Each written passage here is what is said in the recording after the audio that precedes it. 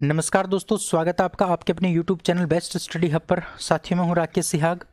आज हम 10 जनवरी के करंट अफेयर के बारे में बात करने वाले हैं। तो वीडियो हमेशा की तरह बड़ा इंटरेस्टिंग होगा, शानदार होगा, बस आप अंत तक बने रहेंगे। अगर आप इस वीडियो में लास्ट तक बने रहेंगे तो आपको अच्छे अच्छे फैक्ट सुनने को मिलेंगे, देखने को मिलेंगे, जो आपके एग्जाम की दृष्टि से बड़े इंपॉर्टेंट है। अगर आप चैनल पर पहली बार जुड़े तो आप चैनल को सब्सक्राइब करके बेल आइकन को प्रेस करेंगे, जिससे कि आपको वीडियो का नोटिफिकेशन मिलता रहे। चलिए साथियों, क्लास को स्टार्ट करते हैं। मैं आपको बता दूं, इस क्लास का पीडीएफ आपको मिलेगा टेलीग्राम चैनल पर, और टेलीग्राम चैनल का लिंक वीडियो के डिस्क्रिप्शन में है। वहां से आप टेलीग्राम को ज्वाइन कर लीजिए और इस क्लास का पीडीएफ प्राप्त कर लीजिए। चलिए बात करते हैं 10 जनवरी के करंट अफेयर के बारे में। सबसे पहले जो मैंने कल आपसे क्वेश्चन पूछा था उसके बारे में डिस्कस करते हैं। कल मैंने आपसे क्वेश्चन पूछा था लास्ट में कि पंकज मित्तल किस हाईकोर्ट के नए मुख्य न्यायाधीश बने हैं, तो आपने आंसर दिया था जम्मू कश्मीर, जो बिल्कुल आपका करेक्ट था। जम्मू कश्मीर के हाईकोर्ट के नए मुख्य न्यायाधीश जो बने वो कौन बने हैं? पंकज मित्तल बने हैं। अच्छा, जम्मू कश्मीर जो है ना, जम्मू कश्मीर, उसको क्या कर दिया गया है? अब केंद्र शासित प्रदेश बना दिया गया है। क्या बना दिया गया है? केंद्र शासित प्रदेश। तो इसका गठन कब किया गया था ये आपको बताना है कमेंट बॉक्स में कमेंट करके। इसका केंद्र शासित प्रदेश के रूप में कब गठन किया गया? ठीक है। हाँ, अगले क्वेश्चन की बात करते हैं। आज के पहले क्वेश्चन की क्वेश्चन है कि हाल ही में दुनिया के सबसे अमीर व्यक्ति कौन बने हैं? दुनिया के सबसे अमीर व्यक्ति कौन बने हैं हाल ही में? तो उनका नाम है एलन मस्क। एलन मस्क जो है ना, वो टेस्ला कंपनी के क्या हैं? संस्थापक हैं, और स्पेस एक्स कंपनी के संस्थापक हैं। दोनों कंपनियों के संस्थापक हैं एलन मस्क। तो साथियों, मैं आपको बता दूं, एलन मस्क दुनिया के सबसे अमीर व्यक्ति बन गए हैं, और इन्होंने एक बहुत बड़ा इतिहास रचा है। पिछले कुछ दिनों में इनकी जो संपत्ति है वो 150 मिलियन बढ़ी है। 150 मिलियन इनकी संपत्ति क्या हो गई? बढ़ गई है ना। इसका मतलब इतिहास में पहली बार ऐसा हुआ है कि जिसकी इतनी तेजी से संपत्ति बढ़ी है। इसने किसको पीछे छोड़ा है? तो इसने जेफ बेजोस को पीछे छोड़ा है। किसको पीछे छोड़ा है? जेफ बेजोस को पीछे छोड़ा है। ये क्या है? अमेजोन कंपनी के संस्थापक हैं। अमेजोन के संस्थापक कौन है? Jeff Bezos. इनको पीछे छोड़ करके एलन मस्क दुनिया के सबसे अमीर व्यक्ति बन गए हैं। इनकी दो कंपनियां हैं, एक टेस्ला है, एक स्पेस एक्स है। दोनों के बारे में चर्चा करते हैं। पहले हम टेस्ला के बारे में बात करते हैं। टेस्ला की स्थापना 8 जुलाई 2003 को की गई थी। टेस्ला का जो मुख्यालय है वो नया मुख्यालय बना है ऑस्टिन टेक्सास में। अच्छा, पहले इसका कहाँ हुआ करता था? तो पहले टेस्ला का जो मुख्यालय वो कैलिफोर्निया में हुआ करता था, लेकिन कैलिफोर्निया से बदल के कहाँ ले गए हैं अब इस मुख्यालय को? तो ऑस्टिन टेक्सास में लेके गए हैं, और ये कहाँ पर पड़ता है? यूएसए के अंदर पड़ता है। टेस्ला के सीईओ का नाम है एलन मस्क। इसके चेयरपर्सन कौन है टेस्ला के? तो टेस्ला के चेयरपर्सन है रॉबिन डेनहोल्म। रॉबिन डेनहोल्म इसके क्या है? चेयरपर्सन है। अच्छा, स्पेस एक्स की बात करते हैं। तो स्पेस एक्स की स्थापना 6 मई 2002 में हुई थी। स्पेस एक्स का मुख्यालय आपका कैलिफोर्निया में है।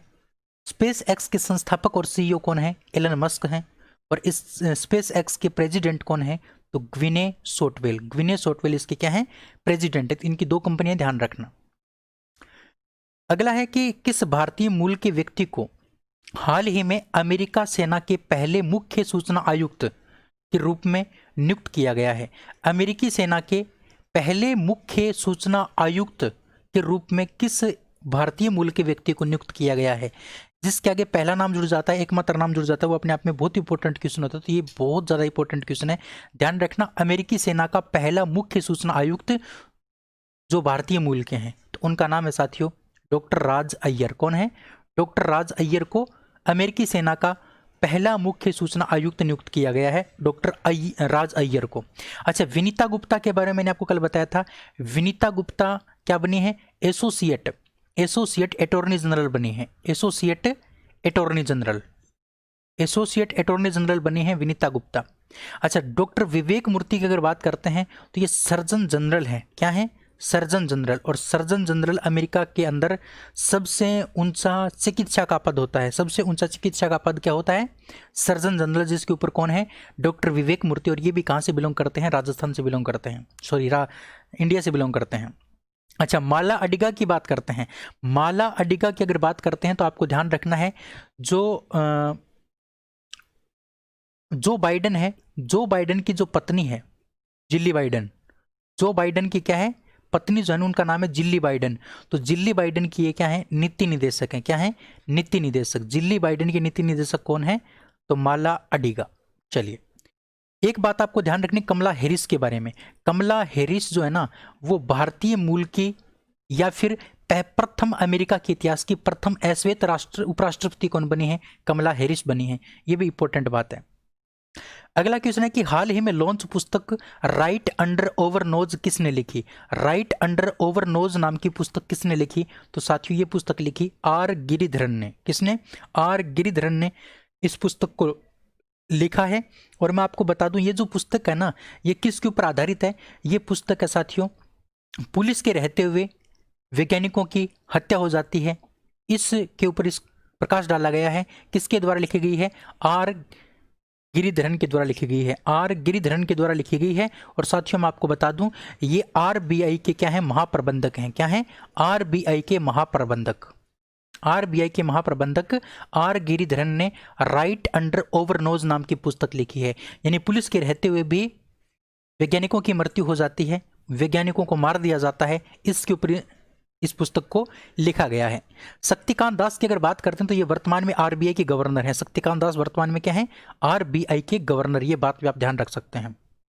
अगला क्वेश्चन है कि भारतीय रिजर्व बैंक ने पर्यवेक्षकों का कॉलेज यानी कॉलेज ऑफ सुपरवाइजर नामक एक शैक्षणिक सलाहकार परिषद का गठन किया है। इसके अध्यक्ष कौन होंगे? यानी आरबीआई ने एक कॉलेज ऑफ सुपरवाइजर नाम की एक शैक्षणिक सलाहकार परिषद का गठन किया है। इस शैक्षणिक सलाहकार परिषद का पहला अध्यक्ष कौन होगा? तो ध्यान रखना साथियों इसका पहला अध्यक्ष होगा एन.एस. विश्वनाथन। एन.एस. विश्वनाथन पूर्व क्या हैं?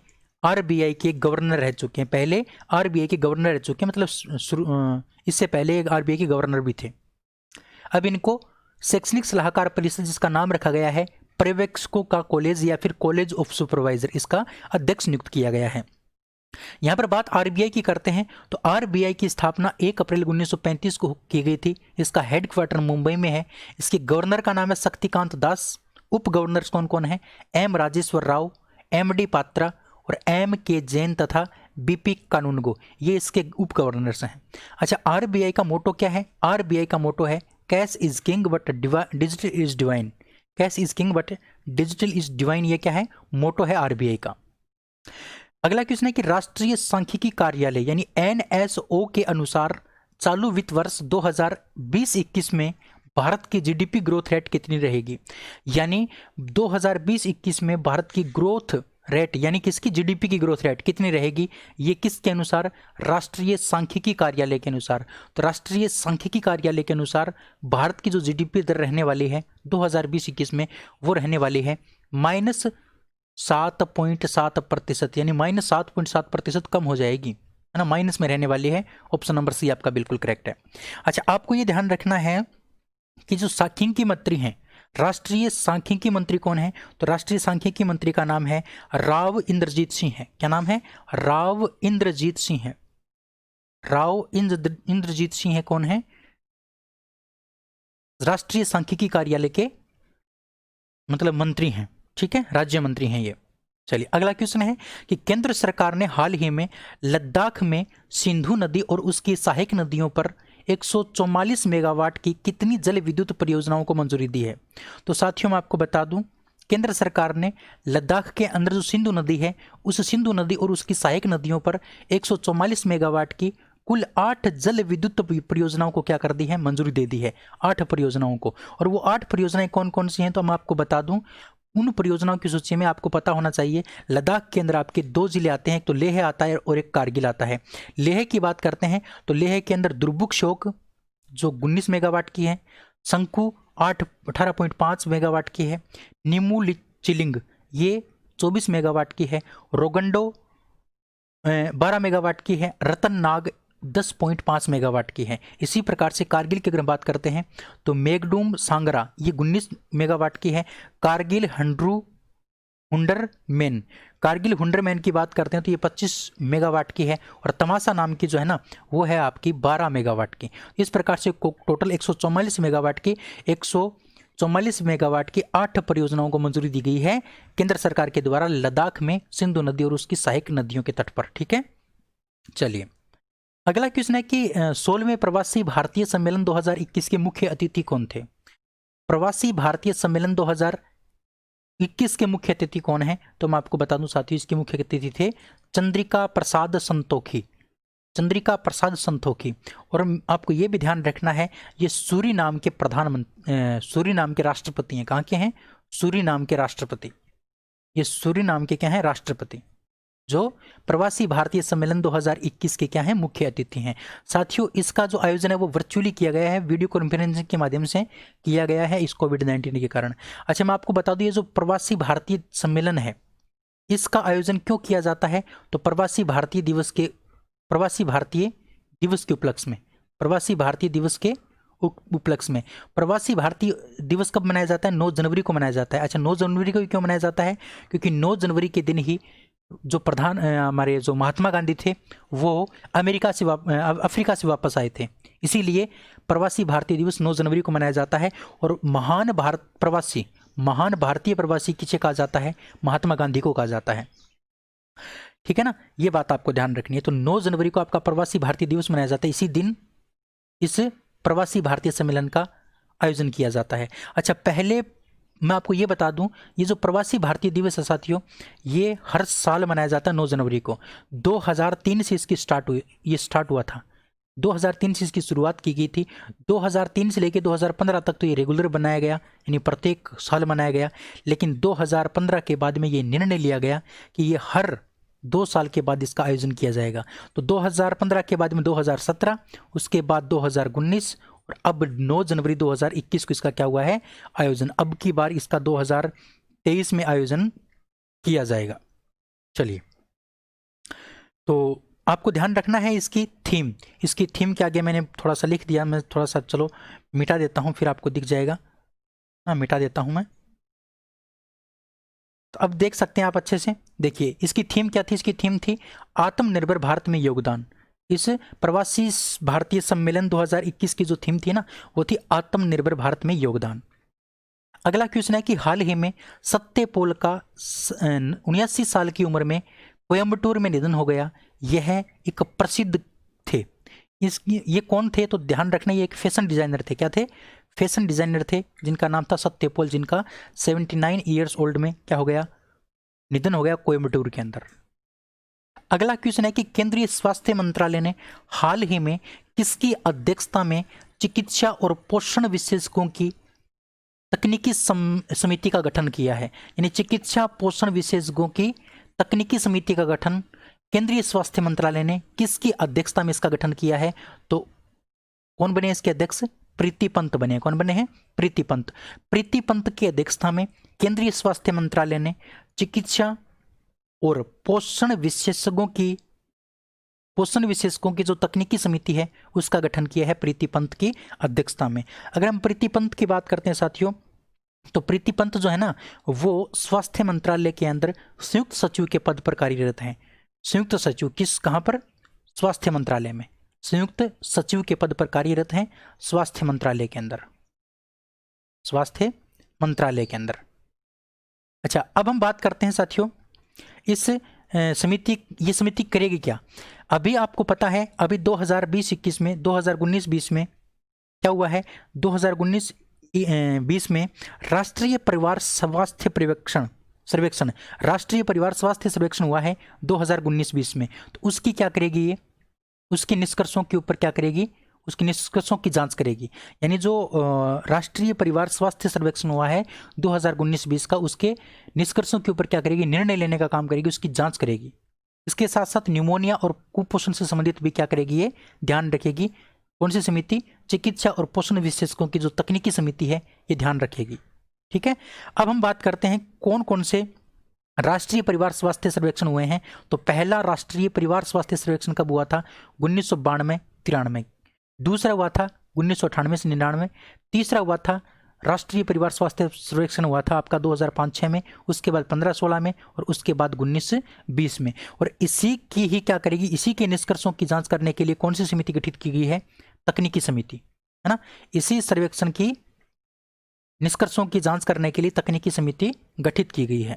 चलिए आगे बढ़ते हैं। नेक्स्ट क्वेश्चन, पीएम मोदी ने हाल ही में किस स्थान से भारत की पहली double stack long haul container train को रवाना किया है।